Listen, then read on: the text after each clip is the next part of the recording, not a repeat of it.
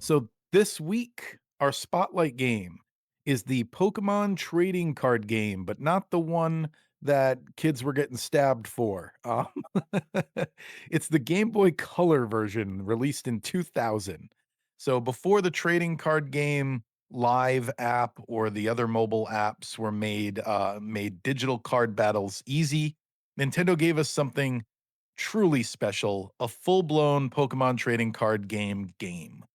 It's an adventure right there on your Game Boy Color, ready to go. Released in North America in April of 2000. This was a faithful digital adaptation of the real life card game, but with an RPG twist that made it one of the most underrated Pokemon spin-offs ever made. You play as a young card enthusiast with dreams of becoming the best trading card game player. Instead of gyms and badges, you travel between 8 themed card clubs like grass, water, science. They all have a theme. Collecting medals by defeating club leaders. The structure, it mirrors the main Pokemon games, but every battle is a card battle instead of a Pokemon fight. Gameplay wise, it's a kind of deep for what it is. I'm going to talk about in a second how I feel like Nintendo did not really promote this game very well when it was coming out. Maybe they relied on the Pokemon name, but like I don't feel like they sold it very well. Um, but it has every rule from the real world card game in there. You build a 60 card deck. You manage energy cards, evolutions, status effects. And while the card art and music are just Game Boy charm, they're not photorealistic to the card game. It does manage to capture the thrill of a competitive match, and each duel feels strategic and personal, especially when you start experimenting with the new deck builds or rare cards. Like I can't even imagine what this game was like playing without save states because that's what I was using on NSO. Um, what really stands out is the story's tone. It's lighthearted, almost like a Saturday morning anime, about like the joy of collecting and very much like the Pokemon games. And I had a fun fact here. Japan actually received a full sequel, which we did not get. Pokemon card game 2, Here Comes Team GR, which was never released in the West. It expanded the roster of cards and added a new villain team storyline, something fans have been asking for. They've been asking for a localized version of this ever since. So, Pokemon Trading Card Game. It isn't just a side adventure. It's one of the most polished and creative Game Boy RPGs out there. So, whether you're a nostalgic fan or new to the series, this is still one of the best ways to experience the heart of Pokemon Trading Card Game without ever shuffling a real deck. Yep. So, the thing I wanted to talk about with Nintendo not promoting this very well, when this came out was about the time I was fading from the series. I've said on here before how like red and blue, I was all in. Um, and I watched the anime like crazy. And like I even did that thing where you went to Blockbuster and printed out your Pokemon Snap things. Like I was super into Pokemon. And I guess by the time this game came out, this was one I skipped at the time, and I literally thought it was just the card game as a game, and I don't know if I didn't read the articles very well or what, but I didn't know this basically played as, like, Pokemon Red, but with cards. I had no idea, and I wish I did because I probably would have played it back in the day. Man, I love this game. It just I Yeah, just I was sorry I missed it. yeah, I man, I wish like if you just want examples of how like this company would take risks because this was coming at a time where they were just like we just we just need more Pokemon games out there because whatever we put Mhm. out there is going to be sold. And Hmm. the fact that they got to a point where it's like we got the trading cards and we got the games, but now we're gonna put, the trading cards inside of the games. Was such a cool moment for me at the time when it came out because everyone had Pokemon cards. Very few people actually knew how to play unless like you you were playing with friends or you were playing in a league. A lot of people like would just make up their own rules, which were always really bad.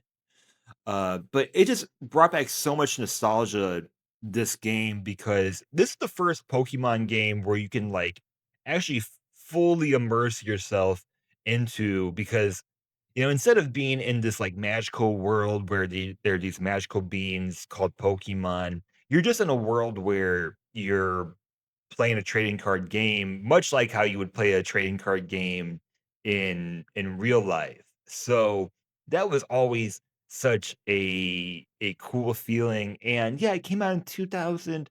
I was locked in. Like not only did we have the mainline games, like I was going to KB Toys.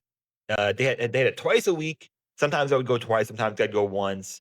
And they had a Pokemon trading card game league um, there that I would go to, and my mom would drop me off. It was two doors down from a Borders Books, where they also had a Pokemon card league on the same days. I still have Nice. my well, back in America somewhere, I still have my pin badges that you could only get if you went there. I saw a YouTuber, OmniArch, he showed off his badges, and I'm like, "Oh, I have those exact same ones." And they would do like promo cards you can only get if you went to those leagues. There were just so many, like, whether it was the anime or collecting the cards or the trading card game or Pokemon Snap or Pokemon Stadium or Pokemon Puzzle League or Hey You Pikachu. There were so many ways to just be completely locked into the series, and I just wanted to say I just love this game. Um, Mm. it's it's one of my favorites. Of this like Game Boy Color generation. And trading cards, yeah, and I avoid it in real life for a lot of reasons because yeah, it brings out a lot of not good gambling type of behaviors with me. So I usually avoid things like that. Baseball cards, Pokemon cards, Yeah. all of those things. Games sold extremely well for what it was, and again, what you mentioned, like how it was advertised. It was the 20th best overall that year, and it sold over 2 million worldwide. I just wish we had more.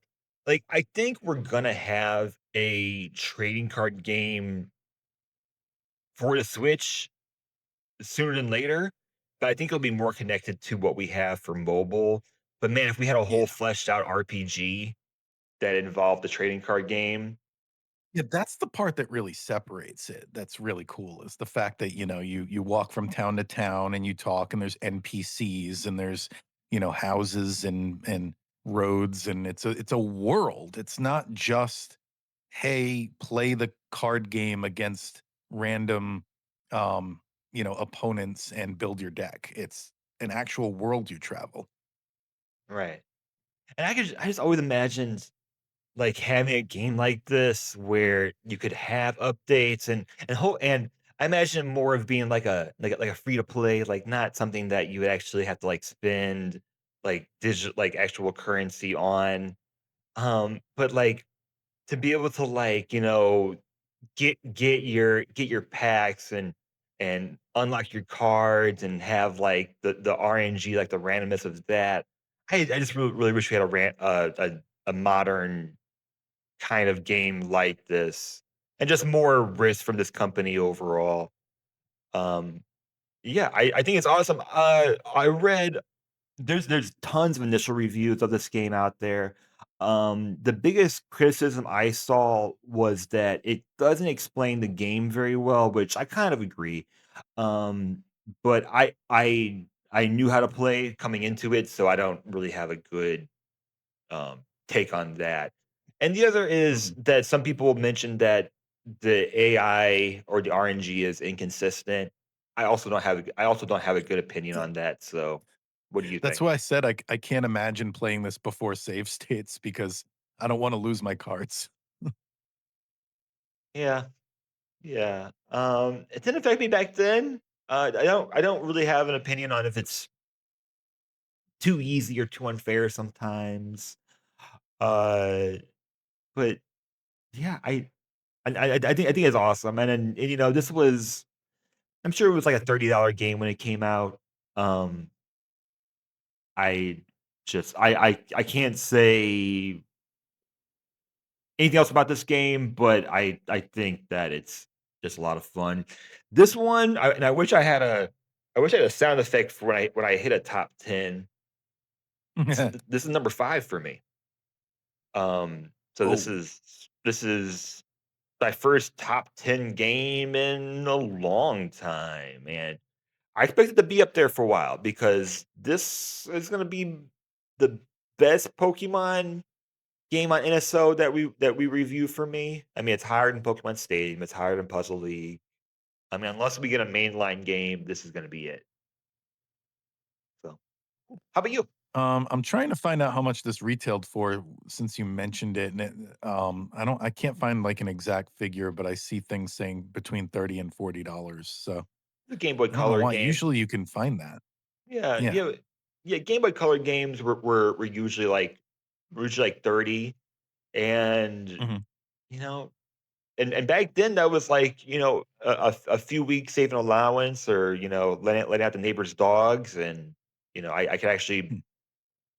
I have fond 3 memories weeks of of mowing the lawn. yeah I have fond memories of Game Boy because I was so young at the time, and it was the first like system where I could actually buy my own games. Mhm. For that reason, and now Pokemon games, of course, like $100. So, Yeah. um, yeah, yeah, I ranked this one at 23. I didn't have the upbringing with it, or the nostalgia, but that's still pretty high. that's really high. Uh, it's right below Tetris, the 2 Tetris games, and then right above Kirby and the Amazing Mirror. I really enjoyed this, and I feel like I need to write this down when we stop recording. A future segment we could do, is games that we discovered years later that we wish we played when they first came out. You know what I Mm. mean? That might be a good segment for the future because this is one of them. I wish I played this back in the day. Um, and actually, speaking of stuff we talked about today, Luigi's Mansion is another one. Did not play that, like I said, till, like, last year. Wish I played that when it came out.